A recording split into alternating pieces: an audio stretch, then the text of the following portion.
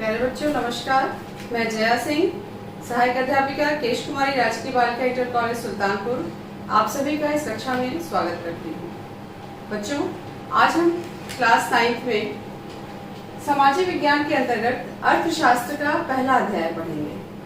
आपका पहला अध्याय है पालमपुर गांव की कहानी। बच्चों, पालमपुर गांव की कहानी में हम जिन महत्वपूर्ण बिंदुओं को पढ़ेंगे, आइए एक एक करके उसको जान लेते हैं। सबसे पहले हम पालमपुर गांव का अवलोकन करेंगे, यानी पालमपुर जो एक काल्पनिक गांव है उसमें हम कृषि उत्पादन और उत्पादन के कुछ महत्वपूर्ण बिंदुओं की चर्चा करेंगे। फिर उत्पादन का संगठन, इसके अंतर्गत हम भूमि के बारे में, श्रम का वितरण, पुरानी और आधुनिक जो कृषि तकनीक है उसके बारे में पढ़ेंगे। फिर पालमपुर में खेती, उसके विषय में जानेंगे और पालमपुर में गैर कृषि क्रियाएं जो खेती से इतर होती हैं, जैसे आपका डेयरी फार्म हो गया, दुकानदारी और जो परिवहन इत्यादि। बच्चों, आइए अब हम अपनी शुरुआत करते हैं और शुरुआत में सबसे पहले हम पालमपुर गांव के बारे में जानेंगे। पालमपुर गांव, जैसा कि मैंने आपको बताया कि काल्पनिक गांव है। यहाँ पर खेती जो है मुख्य क्रिया है। भारत एक कृषि प्रधान देश है, तो भारत में पालमपुर है और पालमपुर में भी खेती जो है उसकी एक प्रमुख क्रिया है। इसके अलावा, खेती के अलावा भी यहाँ पर कुछ क्रियाएं होती हैं जिसे हम गैर कृषि क्रियाएं कहते हैं। वो गैर कृषि क्रियाएं कौन कौन सी है? देखिए, डेयरी, दुकानदारी, परिवहन, ये भी काम होता है, लेकिन ये काम सीमित स्तर पर होता है। बच्चों, पालमपुर आसपास के गांव और कस्बों से जुड़ा हुआ था। इसका प्रसिद्ध बाजार रायगंज था, जो पालमपुर से 3 किलोमीटर की दूरी पर स्थित था। यहाँ पर विभिन्न जातियां थी। देखिए, पालमपुर में विभिन्न जातियों के अनेक परिवार रहते हैं, जिनकी संख्या लगभग 450 है। किंतु गांव में सबसे ज्यादा भूमि जिनके पास थी वो कौन थे? वो उच्च जाति के परिवारों के पास जो है ज्यादा जमीन थी। गांव में अनुसूचित जाति यानी शेड्यूल्ड कास्ट के लोग भी निवास करते हैं, जो गांव की जनसंख्या के 1/3 हैं। इनके घर जो है मिट्टी और फूस के बने हुए हैं। आपने ये स्थिति अपने आसपास के गांव में भी देखी होगी। यहाँ पर सड़कें, परिवहन के साधन, बिजली, सिंचाई, विद्यालय और स्वास्थ्य केंद्रों का पर्याप्त विकसित तंत्र है। यानी वहाँ पर एक सरकारी स्कूल से लगाए सामुदायिक स्वास्थ्य केंद्र और उच्च कोटि की सड़कें और परिवहन के अन्य साधनों का भी उचित तरीके से विकास हुआ है। बच्चों, नेक्स्ट टॉपिक है हमारा उत्पादन का संगठन। उत्पादन यानी प्रोडक्शन। उत्पादन किसे कहते हैं? बच्चों, वस्तुओं एवं सेवाओं को उपलब्ध कराने की प्रक्रिया को उत्पादन कहा जाता है। उत्पादन का उद्देश्य ऐसी वस्तुएं और सेवाएं उत्पादित करना है जिनकी हमें आवश्यकता है। कि हमें दैनिक जीवन में रोज कुछ न कुछ वस्तुओं की आवश्यकता होती है और हम बाजारों में जाकर खरीदते हैं। तो कहाँ से प्राप्त होता है? जब ये उत्पादित होता है तब हमारे पास पहुंचता है और हम अपनी आवश्यकता पूरी कर पाते हैं। उत्पादन का कार्य भूमि, पूंजी, श्रम और मानव पूंजी को संयोजित करके किया जाता है। ध्यान दीजिएगा, भूमि, पूंजी, श्रम और मानव पूंजी, और इसीलिए यह चारों उत्पादन कारक कहलाते हैं। बच्चों, आइए अब हम इन 4 कारकों को एक एक करके समझते हैं। तो सबसे पहले हम भूमि को समझेंगे। भूमि आप सभी समझते होंगे, भूमि यानी जमीन। और चूंकि हम कृषि के संदर्भ में बात कर रहे हैं, तो जो खेती बाड़ी है उसके लिए देखिए, यह उत्पादन का एक स्थिर साधन है। यहाँ पर प्राकृतिक संसाधनों का प्रयोग किया जाता है, जैसे क्या हो गए? जल हो गया, वन और खनिज पदार्थ इसके अंतर्गत शामिल हैं। भूमि को उपजाऊ बनाने के लिए इन पदार्थों का उपयोग किया जाता है। अगला कारक है श्रम। श्रम यानी लेबर। इसमें देखिए, श्रमिक ही उत्पादन के लिए आवश्यक श्रम प्रदान करता है। यानी जो भी खेती बाड़ी में जो कृषक लगे हुए हैं, वो जितनी मेहनत करते हैं उसके अनुसार हमें फसल प्राप्त होती है और उत्पादन कार्य बढ़ता है। इसके अलावा कुछ उत्पादन क्रियाएं ऐसी होती हैं जहाँ पर पढ़े लिखे कर्मियों की आवश्यकता होती है। जैसे आप देख लीजिए, आप टेलीविजन देख लीजिए, मोबाइल देख लीजिए, इसको बनाने वाले लोगों के लिए क्या होता है, ये लोग पढ़े लिखे लोग होते हैं और इनके माध्यम से ही इन चीजों का हम उत्पादन कर पाते हैं। प्रत्येक श्रमिक उत्पादन के लिए आवश्यक श्रम प्रदान करता है। प्रत्येक श्रमिक जो है, जो भी शारीरिक कार्य करता है या शारीरिक मेहनत करता है, वो उस उत्पादन के लिए श्रम के श्रेणी में ही आता है। नेक्स्ट कारक है भौतिक पूंजी। बच्चों, भौतिक पूंजी क्या है? उत्पादन के प्रत्येक स्तर पर कार्य में लाई जाने वाली कई तरह की आगत यानी जो मद होते हैं, वो भौतिक पूंजी कहा जाता है। भौतिक पूंजी दो प्रकार की होती है, स्थायी पूंजी और कार्यशील पूंजी। आइए अब हम जानते हैं कि स्थायी पूंजी क्या है और कार्यशील पूंजी क्या है। बच्चों, स्थायी पूंजी के विषय में हम जानेंगे। उत्पादन कार्य के लिए जो भी औजार, मशीन, भवन इत्यादि प्रयोग किए जाते हैं, वे सभी स्थायी पूंजी के अंतर्गत ही आते हैं। इसमें चाहे वो किसान का हल ले लीजिए या जो मशीनें, जो टेक्नोलॉजी से जो टेक्निकल मशीनें होती हैं उनको ले लीजिए, जैसे जनरेटर हो गया, टरबाइन हो गया, कंप्यूटर हो गया, ये सभी जो टेक्नोलॉजी हैं, ये सारी की सारी स्थायी पूंजी के अंतर्गत आते हैं। बच्चों, नेक्स्ट टॉपिक है हमारा कार्यशील पूंजी। कार्यशील पूंजी उत्पादन क्रिया के अंतर्गत प्रयोग में लाए जाने वाले कच्चे माल एवं नकदी मुद्रा के प्रवाह को कार्यशील पूंजी के अंतर्गत रखा जाता है। यानी वो पूंजी जो उत्पादन में एक बार प्रयोग लाई जा सकती है और उस उपयोग के बाद वह नष्ट हो जाती है।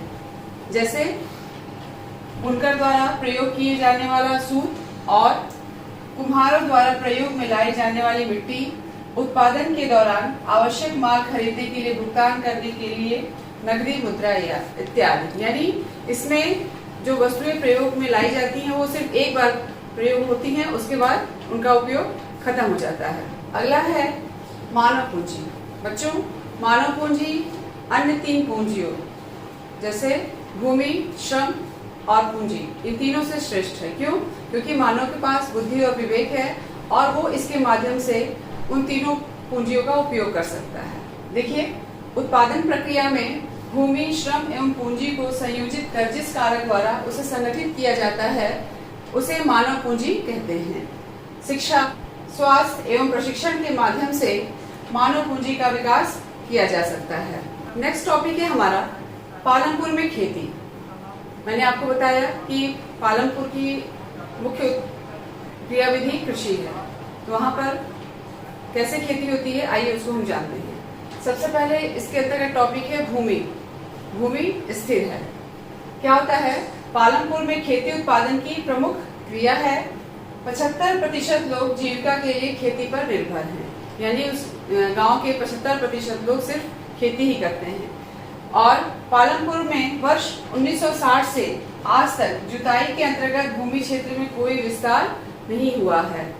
यानी कुछ बंजर भूमि थी जिसको कृषि योग्य बनाया गया है, उसको उपजाऊ बनाया गया है, लेकिन अब उस तरह का कोई भी प्रयास नहीं किया जा रहा है, तो वो इसके अंतर्गत ही आता है कि भूमि क्षेत्र में कोई विस्तार नहीं हुआ है। भूमि को मापने के लिए जो महत्वपूर्ण इकाई है वो है हेक्टेयर, लेकिन गांव में भूमि की नाप बीघा और गुंठा जैसे क्षेत्रीय इकाइयों से भी की जाती है। बच्चों, आपको पता होगा कि 1 हेक्टेयर 100 मीटर भुजा वाले वर्ग के क्षेत्रफल के बराबर होता है, लेकिन पालमपुर में अभी भी बीघा और गुंठा जैसे क्षेत्रीय इकाइयों का प्रयोग किया जा रहा था भूमि को नापने के लिए। तो हम स्थिर भूमि से अधिक पैदावार करने के उपाय जानेंगे। पालमपुर की समस्त भूमि पर कृषि की जाती है। कोई भी, जितनी भी उपजाऊ भूमि है उसको छोड़ा नहीं जाता है और वहाँ पर एक ही वर्ष में कई फसलें उगाई जाती हैं। जैसे इन फसलों को हम बहुविध फसल प्रणाली कहते हैं। बहुविध फसल प्रणाली के अंतर्गत देखिए, एक वर्ष में किसी भूमि पर एक से ज्यादा फसल पैदा करने को बहुविध फसल प्रणाली कहते हैं। आप देख सकते हैं गेहूं, बाजरा, गन्ना और आलू, ये सारी फसलें जो है वहाँ पर उन खेतों में उगाई जाती हैं एक एक करके। ये प्रणाली भूमि के किसी भी क्षेत्र में उपज बढ़ाने का सबसे बढ़िया तरीका माना जाता है। बच्चों, पालमपुर के सभी किसान कम से कम 2 मुख्य फसल पैदा करते हैं। देखिए, वर्षा ऋतु में जो खरीफ की फसल कही जाती है उसमें ज्वार और बाजरे की खेती, और अक्टूबर से लेकर दिसंबर तक आलू की खेती करते हैं। सर्दियों के मौसम यानी जिसे हम रबी की फसल कहते हैं, आप जानते हैं कि फसलें 3 प्रकार की होती है, खरीफ, रबी और जायद। तो देखिए, सर्दी के मौसम यानी रबी में खेतों में गेहूं उगाया जाता है।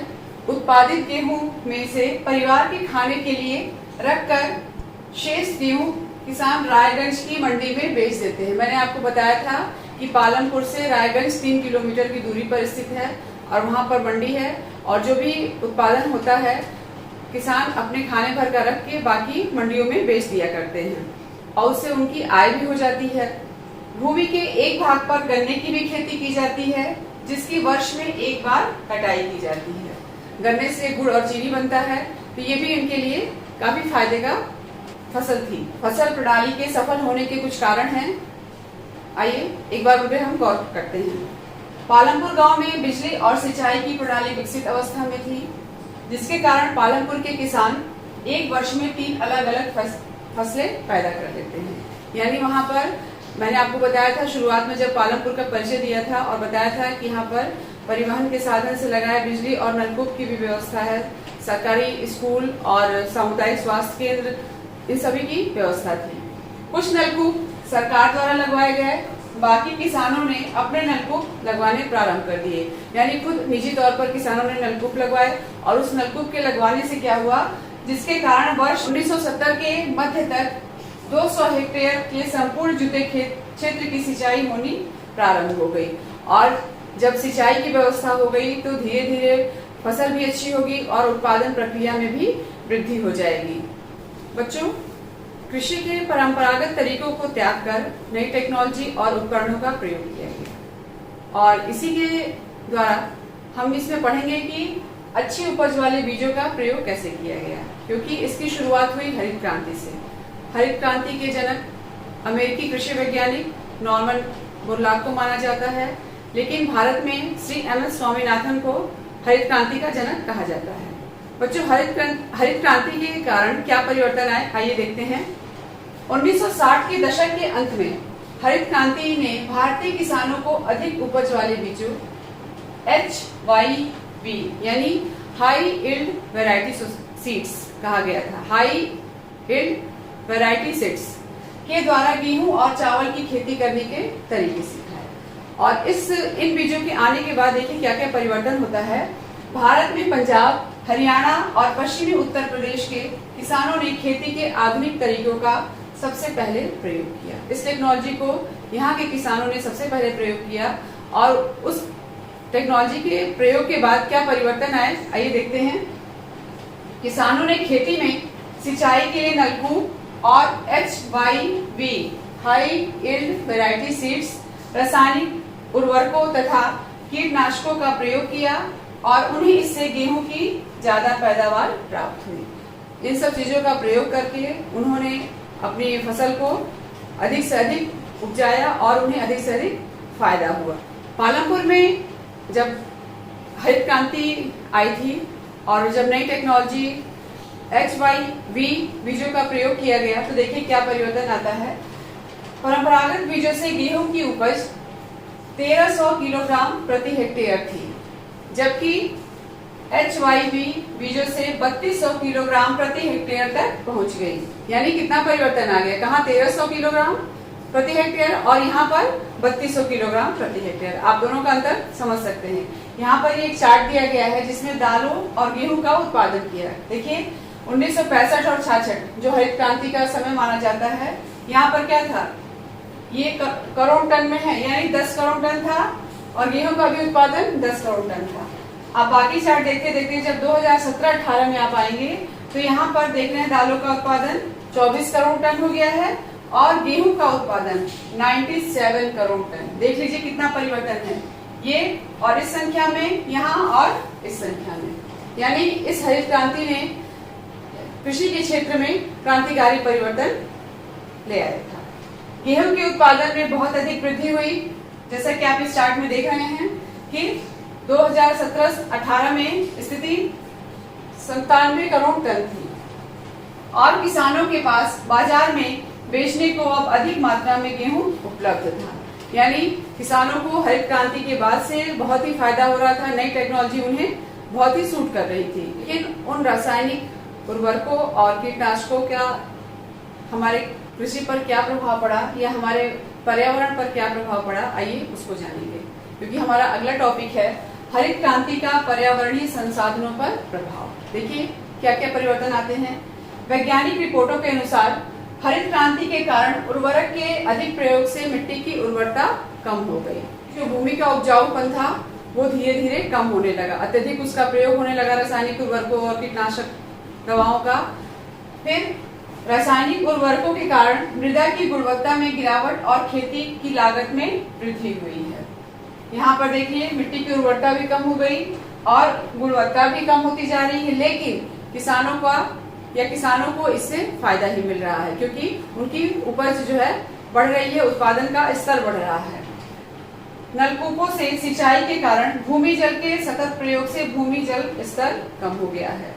जितने भी नलकूप लगाए जा रहे हैं उनकी बोरिंग की जाती है, खुदाई की जाती है, तो उससे क्या होता है, जो भूमि का जल स्तर है वो और नीचे चला जा रहा है और जिसका परिणाम ये हो रहा है कि आने वाले समय में हमें पानी का संकट भी देखने को अभी भी मिल रहा है और आगे और जाकर मिलेगा ही। बच्चों अगला टॉपिक है हमारा पालमपुर के किसानों में भूमि वितरण। आप ये चित्र देख रहे हैं और ये भूमि का वितरण ही है। आप देख रहे हैं कि कहीं पर छोटे छोटे प्लॉट है और कहीं पर बड़े बड़े बने हुए हैं। ऐसा क्यों है? क्योंकि पालमपुर में आपने देखा कि खेती ही मुख्य उत्पादन क्रिया है, लेकिन सबके पास भूमि नहीं है। कुछ लोग ऐसे हैं जो दूसरों के खेतों में काम कर कर अपना जीवन चलाते हैं। जैसे देखिए पालमपुर में 450 परिवारों में से लगभग 1/3 अर्थात 150 परिवारों के पास खेती के लिए भूमि नहीं है, जिनमें अधिकांश संख्या दलितों की है। यानी ये 150 परिवार जो हैं इनके पास भूमि नहीं है, वो दूसरों के खेतों में काम करते हैं और जो भी उन्हें मजदूरी मिलती है उसके अनुसार वो अपना जीवन चलाते हैं। बच्चों आइए इस चित्र के माध्यम से मैं आपको कृषि क्षेत्र और कृषकों का वितरण समझाऊंगी। आप ये देखिए, ये रेशियो जो है कृषि क्षेत्र को दर्शा रहा है और ये कृषकों की संख्या को। यहाँ पर आप देख रहे हैं कि जो ग्रीन भाग है, ये ग्रीन भाग सीमांत एवं छोटे कृषक हैं जिनके पास 2 हेक्टेयर से कम भूमि है और इनका रेशियो देखिए 55.40। इधर आप देख रहे हैं ये जो पिंक आपको दिखाई दे रहा है, ये मझोले और बड़े कृषक हैं और इनके पास 2 हेक्टेयर से अधिक भूमि है। इसी में बच्चों आप ये ग्रीन पार्ट देख रहे हैं जिसकी संख्या क्या है 15%। यानी इसमें 15% लोग ऐसे हैं जिनके पास 2 हेक्टेयर से अधिक भूमि है और ये जो रेशियो है 44.60 ये बताता है कि इनके पास 2 हेक्टेयर से कम भूमि है। अभी आपने चित्र देखा और उसमें उसके अनुसार 240 परिवारों में कुछ परिवार ऐसे हैं जो 2 हेक्टेयर से कम क्षेत्रफल वाले छोटे भूमि के टुकड़ों पर खेती करते हैं। यानी ये वो लोग हैं जिनके पास अपनी भूमि नहीं है या अगर है भी तो बहुत थोड़ी है। भूमि के ऐसे टुकड़ों पर खेती करने से किसानों के परिवारों को पर्याप्त आमदनी नहीं होती है। पालमपुर गांव में मझोले और बड़े किसानों के 60 परिवार हैं जो 2 हेक्टेयर से अधिक भूमि पर खेती करते हैं। जो मैंने आपको एक रेशियो दिखाया था 55.4%, वो इसके अंतर्गत ही आते हैं। बच्चों नेक्स्ट टॉपिक है श्रम व्यवस्था। यानी जो भूमि होती है उसमें जो लोग खेती करते हैं, जो श्रम करते हैं, उनके विषय में हम बात करेंगे। इसमें क्या है, छोटे किसान अपने परिवारों के साथ अपने खेतों में स्वयं काम करते हैं। यानी जिनके पास थोड़ी बहुत जमीन है वो उनका परिवार खेती बाड़ी में लगा रहता है। लेकिन जो मझोले और बड़े किसान हैं वो अपने खेतों में काम करने के लिए दूसरे श्रमिकों को किराए पर लगाते हैं। यानी जो जिनके पास भूमि नहीं है, जमीन नहीं है, वो इनके खेतों में काम करते हैं। खेतों में काम करने वाले श्रमिकों का उगाई जाने वाली फसलों पर कोई अधिकार नहीं होता है, बल्कि उन्हें उन किसानों से या उन किसानों द्वारा जो मजदूरी मिलती है जिनके लिए वे काम करते हैं।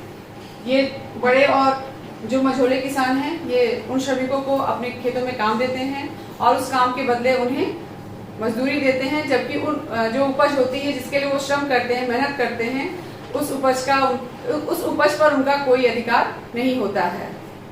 सरकार द्वारा खेतों में काम करने वाले श्रमिकों के लिए एक दिन का न्यूनतम वेतन रुपए 300 मार्च 2017 से निर्धारित किया गया है। आपने मनरेगा का नाम सुना होगा। उसके तहत मजदूरों की एक निश्चित मजदूरी दर तय कर दी गई है और वो मजदूरी दर क्या है? 300। लेकिन पालमपुर में मात्र रुपए 160 ही मिलते हैं। क्यों? क्योंकि जो वहां पर खेतीहर श्रमिक हैं उनमें आपस में बहुत कंपटीशन है, बहुत स्पर्धा है, इसलिए वे कम वेतन में भी, कम मजदूरी में भी काम करने को तैयार हो जाते हैं। नेक्स्ट है हमारा खेतों के लिए आवश्यक पूंजी, यानी जो खेती की जा रही है उसके लिए हमें धन की भी तो आवश्यकता पड़ती है। भूमि हो गई, श्रम हो गया, लेकिन ये सभी तभी सफल है जब हमारे पास पूंजी हो। इसके अंतर्गत देखिए, छोटे किसान पूंजी के लिए बड़े किसानों तथा साहूकारों पर निर्भर होते हैं। जिनके पास भूमि कम होती है, जिनके पास आय का कोई साधन नहीं होता है, वो साहूकारों पर निर्भर होते हैं और वो साहूकारों से कर्ज लेते हैं। ये साहूकार किसानों को ऊंची ब्याज दरों पर कर्ज देते हैं, जिसके कारण इन कर्ज को चुकाने के लिए किसानों को बहुत कष्ट झेलने पड़ते हैं। आपकी बुक में एक स्टोरी दी गई है कि सविता एक लघु कृषक है और उसे अपने 1 हेक्टेयर भूमि पर खेती करने के लिए रासायनिक उर्वरकों की, खाद की, बीज की जरूरत होती है। तो वो अपने बड़े किसान तेजपाल सिंह से कुछ कर्ज लेती है। तेजपाल सिंह उसे कर्ज देने के लिए तैयार हो जाता है और वो कर्ज ऊंची ब्याज दर पर ही मिलता है। सविता उस तेजपाल सिंह से ये वादा करती है कि वो उसके खेत पर श्रमिक के रूप में 100 रुपए के मजदूरी पर काम करेगी और अपना कर्ज धीरे धीरे चुका देगी। तो आप देख सकते हैं कि कर्ज चुकाने के लिए किसानों को कितना कष्ट सहना पड़ रहा है। फिर बड़े व मझोले किसानों को खेती से बचत होती है, जिसके कारण वे आवश्यक पूंजी की व्यवस्था कर लेते हैं।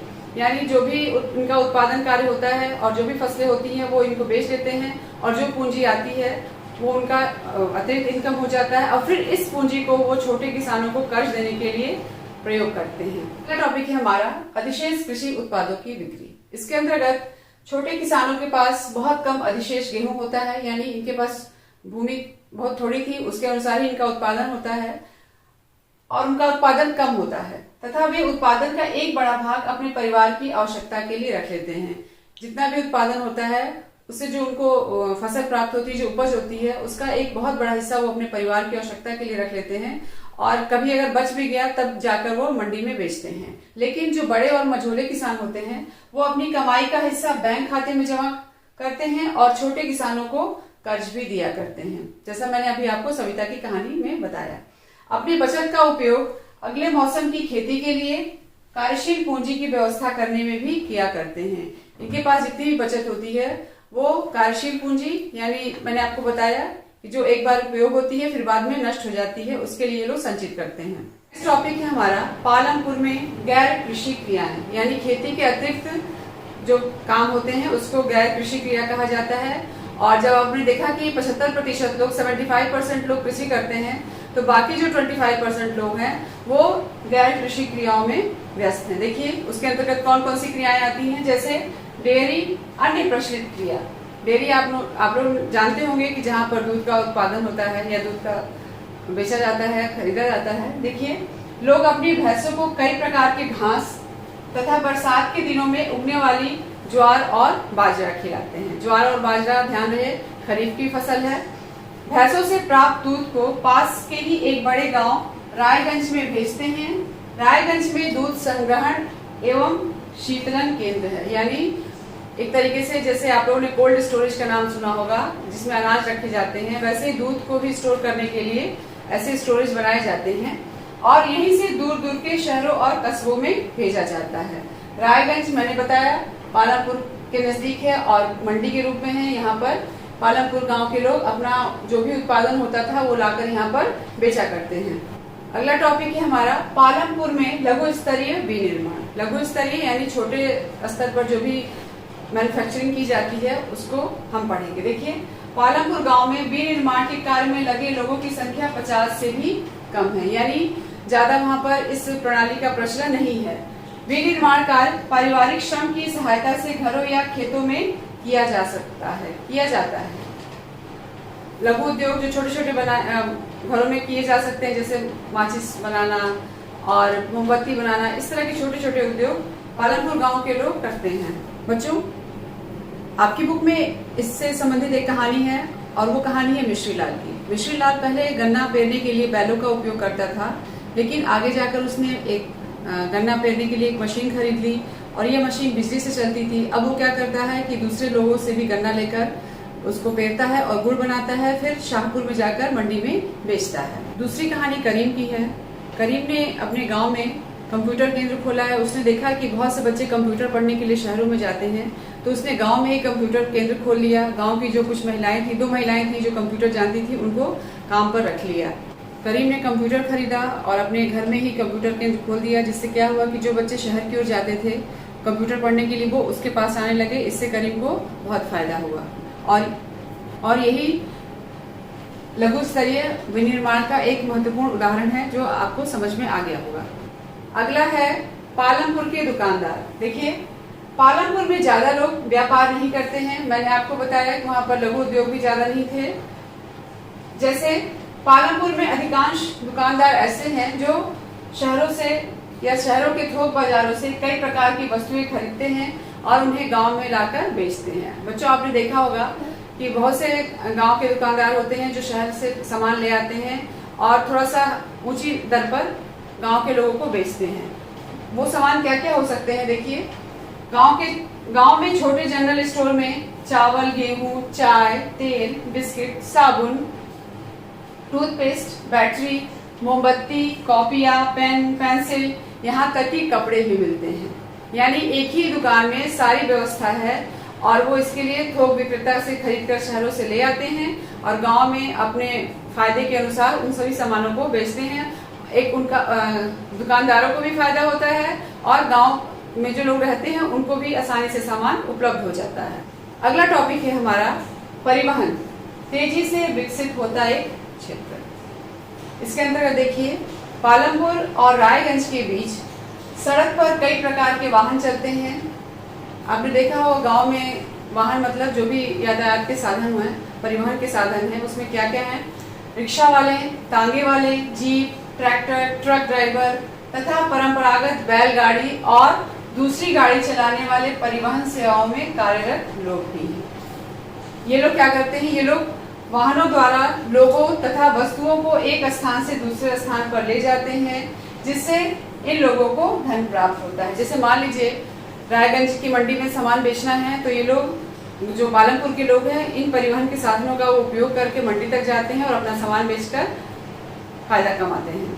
बच्चों, इस तरह से पालमपुर गांव की कहानी मैंने आपको बताया और मैं उम्मीद करती हूँ कि आपको भली भांति समझ में भी आया होगा।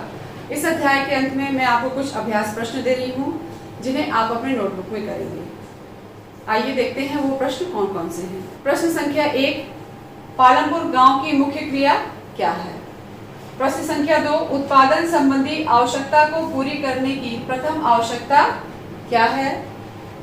3 है, आधुनिक कृषि विधि क्या है? इसकी त्रुटियां बताइए। चौथा प्रश्न है हमारा, रबी तथा खरीफ की फसलों में क्या अंतर होता है? वे कब बोई और काटी जाती हैं?